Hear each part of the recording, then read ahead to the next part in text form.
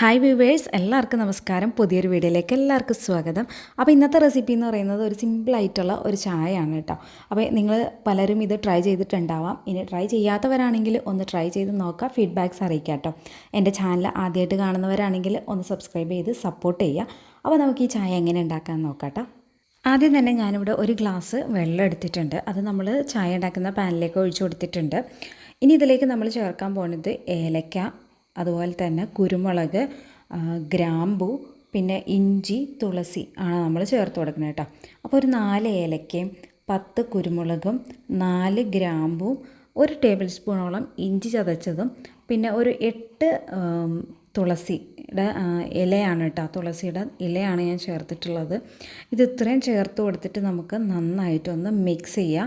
എന്നിട്ട് ഇത് നന്നായിട്ടൊന്ന് തിളപ്പിച്ചെടുക്കാം കേട്ടോ. ഒരു 2 മിനിറ്റ് നന്നായിട്ട് തിളപ്പിച്ചതിന് ശേഷം നമുക്കതിലേക്ക് 1 ടീസ്പൂണോളം ചായപ്പൊടി ചേർത്ത് കൊടുക്കാം. അത് 1 മിനിറ്റോളം നമുക്കൊന്ന് തിളപ്പിച്ചെടുക്കാം. ചായപ്പൊടിയൊക്കെ ഇട്ട് കഴിഞ്ഞാൽ നന്നായിട്ടൊന്ന് തിളച്ച് കഴിയുമ്പോൾ നമുക്കതിലേക്ക് 1 ഗ്ലാസ് പാൽ ചേർത്ത് കൊടുക്കാം. 1 ഗ്ലാസ് വെള്ളത്തിന് 1 ഗ്ലാസ് പാൽ കണക്കിനാണ് കേട്ടോ ഞാൻ ചേർക്കുന്നത്. ഇനി ഇത് നന്നായിട്ട് മിക്സ് ചെയ്ത് കൊടുക്കുക. നമുക്കിതൊന്ന് തിളപ്പിച്ചെടുക്കുക. അത്രയേ ഉള്ളൂ. ഭയങ്കര സിമ്പിളാണ്.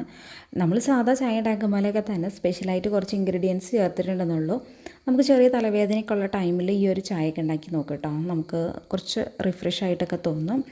അപ്പോൾ ഇതൊരു മസാല ചായയാണ്. എല്ലാവരും ട്രൈ ചെയ്ത് നോക്കുക, ഫീഡ്ബാക്ക്സ് അറിയിക്കുക. ഇനി നിങ്ങൾക്ക് അറിയാവുന്നതാണെങ്കിലും കമൻറ്റ് ചെയ്യുക കേട്ടോ. ഓരോരുത്തരുടെയും ആവശ്യത്തിനനുസരിച്ചിട്ട് മധുരം ചേർത്ത് കൊടുക്കാം. ശർക്കരയോ അല്ലെങ്കിൽ പഞ്ചസാരയോ ചേർത്ത് കൊടുക്കാം കേട്ടോ. അപ്പോൾ നമുക്ക് അടുത്ത വീഡിയോയിലൂടെ വീണ്ടും കാണാം. അതുവരെ ഓക്കെ, ബൈ, താങ്ക് യു.